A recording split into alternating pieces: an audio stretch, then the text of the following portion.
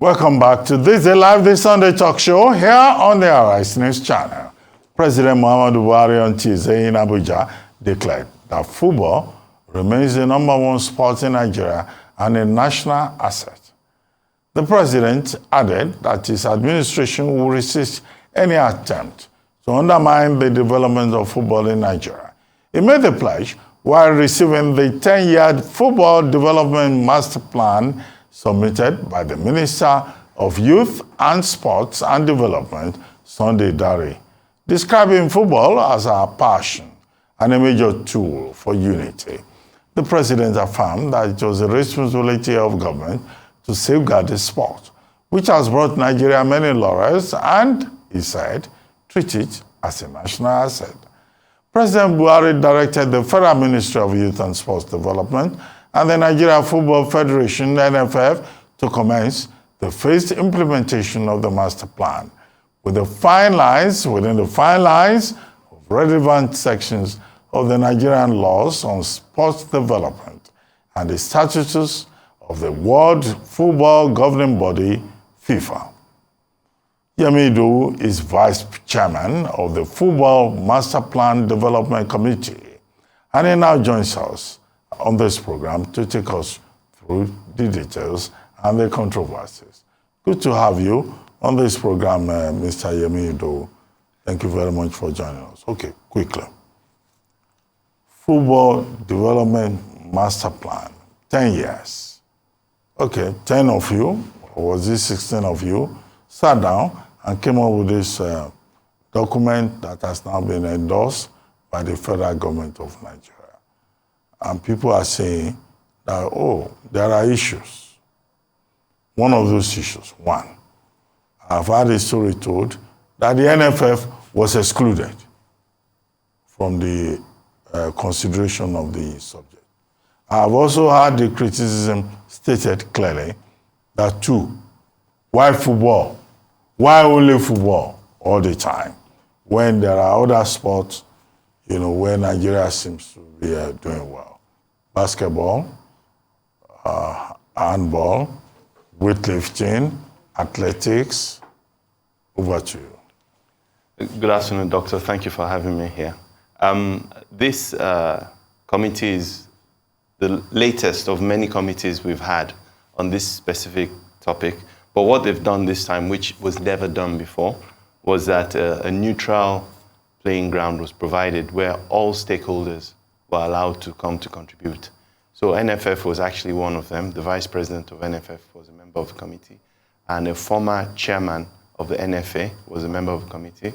A former general secretary of the NFF was a member of the committee. We had 4 former football players, Chief Shegun Alegbami, Sunday Olise, Emmanuel Babayaro, and we also had, former, administrators of football in Nigeria in recent times on the committee. So why is it always football? As the president said, football is our national sport. It's the one that actually draws the most attention, and just like the way Jamaica has sprinting and Kenya has long distance running, Nigeria has football. So what we have done with this committee is we asked everybody to make a presentation, and we made a thematic analysis of what everybody submitted, and we looked at the common areas, the areas that were of least resistance, where everybody has a commonality of interest. So we had Nigerian Bureau of Statistics, which provided us the facts and the metrics, which guided the choices we've made. So at the end of the day, the master plan is in 3 phases. We have the short-term phase, medium-term phase, and the long-term phase. And what it draws is, as a strategic document would be, is to give us like an architectural drawing of the kind of house we want to build. And you look at the 4 levels: strategical, tactical, descriptive, and then implementation, which is sometimes called the operational level. So it's very, very clear for anyone that will read it. So what I'm going to do, I'm not going to go through everything. I'm just going to give you highlights, which is what you want. So that is the reason why we chose football. Okay, but look, many Nigerians have said the problem is not the document. The president said, oh, we are committed to this document. This is a government that will live in how many more months? What is the guarantee that this master plan will be implemented? Because in a few months, Sunday Dare will no longer be minister. Many of you that are in the committee on football, master plan, development, and all of that, many of you probably will have moved on to other things. Continuity is a big problem in Nigeria. So we have this fanciful document. I'm told it's in 2 volumes. Who is going to implement it? Okay, thank you. That's a very good question. It's one of the reasons why we're doing this roundtable, round-robin discussion, going around talking to stakeholders. We've completed and concluded the government side of this mission. There's no other document that's gone this far in the history of Nigeria. We've got to the point where the federal government said, you go and meet, you tell us what you want. And that's what we have done. We had the Nigerian NLO, Nigerian League Organization contributing, NNL contributing, the Women's League contributing, the LMC contributing, the Higher Institutions League contributing, Youth Fund contributing, Nigerian Olympic Committee contributing, and of course, I'm former chairman of NASCOM, and many other people on the board were representing different institutions. So we met on a neutral basis, and we agreed on the areas where there's commonality of interest. So what is it? What's the highlight I'll bring to you? So we have a structure now where you have the NFF, which really handles international football. And over the years, instead of us having a bottom-up strategy, we've been having this top-down strategy. And the grassroots has been ignored, and always been the problem. So we've all agreed that we're going to go back to revive the base. And what are we talking about the base? We want our school competitions to be active again. We want our under 13 competitions back up again, under 15 competitions, under 17 competitions.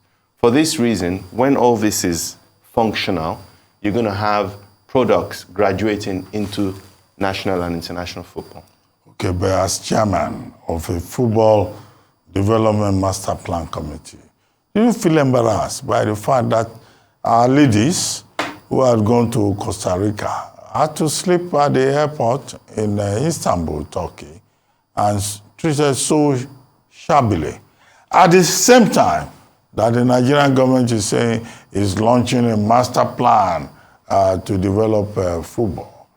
Do you think this master plan, do you think anybody is serious about it in real terms? So I think what you said now is very unfortunate what happened. And the information we have within the context of what has happened does not paint the people who organize it very well. But I'll put forward a positive spin on it. And that is, let us look at the benefits of what happened during the competition. How well the ladies performed, how well they comported themselves. They were very well behaved. There was no strike. They did everything that was required of them. It's unfortunate they were let down. But I think, if anything, they've come out stronger.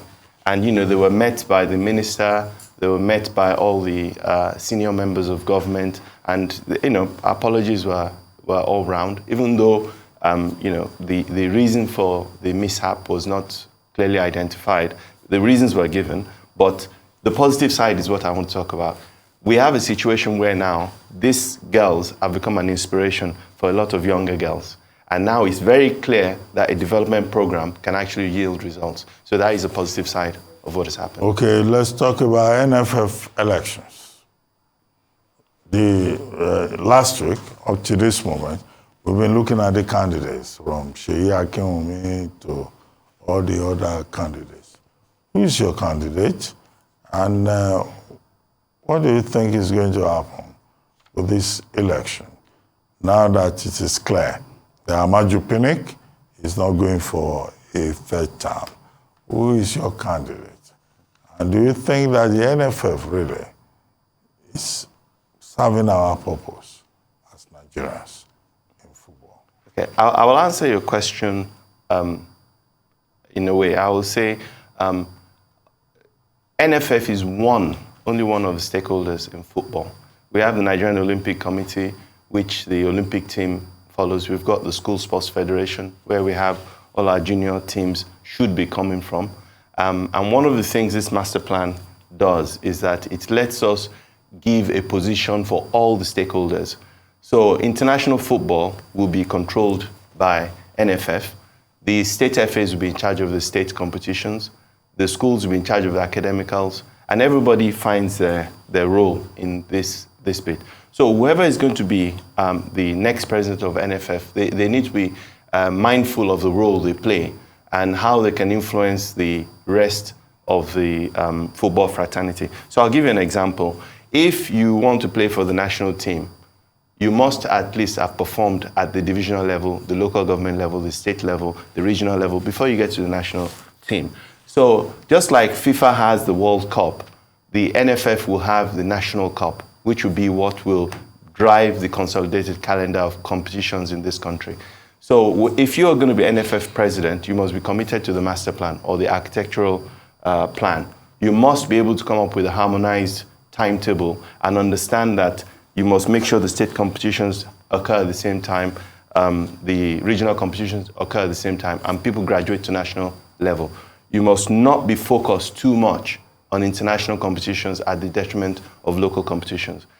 The current management of NFF, we have a lot of people who are experienced. We also have a lot of people who are former administrators who are also interested. I think that what will happen is that we've started a journey, and as more and more people declare their manifestos, it will become easier for people like me to say, I think this person is going to be the best person for the job. But I'll also add, part of the presentation I'm making now is I want the state FAs to become more familiar with what the master plan says and the role that is expected of state FAs. They're the ones who are going to choose the new president, and it won't be people like me, sir. Okay. Well, look, you are involved in sports. You are involved in football. Your dad, Chief Nathaniel Idowu, of blessed memory, was one of the major philanthropists in sports in Nigeria. So it's good to see that the apple doesn't fall too far away from the tree. But when you look at the management of football in Nigeria, where we now have a master plan, do you see any hope? Because since the last time we won any major trophy in football in Nigeria was 2017. And that was my point about, okay, we now have a master plan. Who is going to execute it? All the beginnings were there. Adoke Amasimeka, the Chief Justice, as he was named by Ernest Okonkwo, of blessed memory, ace journalist, says, look, they are just joking. There's nothing to that document. Where are those points in that document that you think we can pin our hopes? Yes, sir. First thing, thank you very much for your compliment on my dad. I want to say that one of the first things we have to do is to remove this win at all costs mentality. One of the things that we all agreed on is that let us start enjoying football and playing football and let the children play. We need to get the children, we need to get the youth back into football. We need people to start liking football. It's not a win at all costs type of thing, which is what is causing this problem. Let us go back to the grassroots. Let's get our local leagues operating again. Let us have the school competitions working again, inter-school competitions, Principals Cup, academicals. And then when you're having state, Anambra versus Yobe State, Sokoto versus Imo State, and things like that, it will encourage people to participate. If you're having people who are stars from school graduating into divisional leagues and they're graduating into the national league, you're going to get followership. More and more people are going to come. Now, Norway goes to World Cup. Sometimes, maybe they don't. Finland goes to European Cup. Maybe sometimes they don't. But they enjoy their football. We in Nigeria need to start understanding we cannot spend 95% of our budget on the national team and ignore the remaining the entire population of 200 million people and spend less than 5% on it. Government released 15 billion naira for football over 7 years. A football costs 4,500 naira. Why are you buying first-class tickets and giving people $10,000 per day and, you know, sending people to go on trips and 20 officials and things like that, when that same money can be spent on 36 states and let the children play? In Lagos State, we have a center in Maracana where we have 19 football fields. At any point in time, we can accommodate 4,000 children.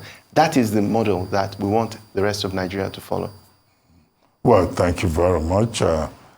Chief, am I correct to call you a chief? Chief Yemi Idowu, Vice Chairman of the Football Masterplan Development Committee, who has been discussing that football development plan with us. Thank you very much indeed. Thank you, sir.